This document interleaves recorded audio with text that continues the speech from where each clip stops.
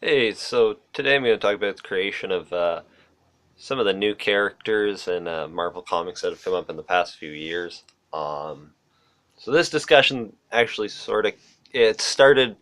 I'm doing a research project about Captain Britain's character created by Herb Trimpe and Chris Claremont in the 70s. Um, and the discussion it was about the characters that Chris Claremont has created.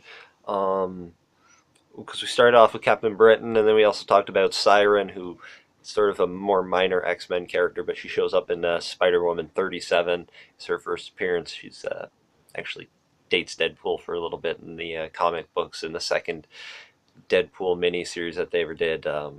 She's a big character. Because we were sort of fascinated by how these characters who would appear in other comics would end up being sort of big players in the X-Men universe. And a couple of the bigger examples we came up with, of course, in the Avengers King Size Annual number 10, his first appearance of Rogue, as well as Madeline Pryor.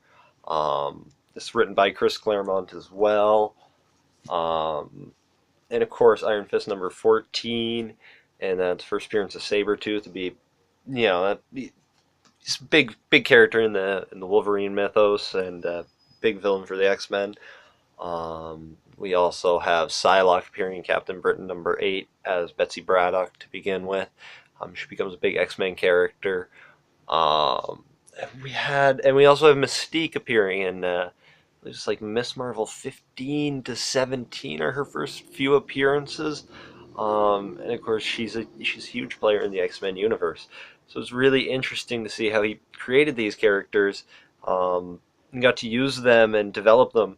But today breaking a character is a lot more difficult because some of the biggest characters that we've seen from Marvel, Spider-Gwen and the new Miss Marvel, they've really just been piggybacking off of old characters, and they don't feel fully original.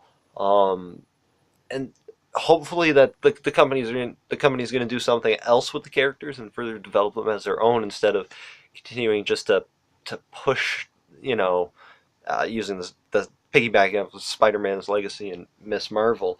Um, you do have characters though, like even in X-23 is still she was still sort of piggybacking off Wolverine. She is much more original. She has a really cool backstory as well. Hopefully, we'll get to see that in the new Wolverine movie coming out.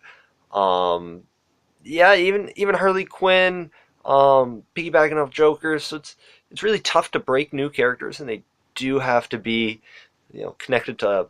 It seems like they always have to be connected to pretty major characters and another, derivative version of that. It just depends how effective it is.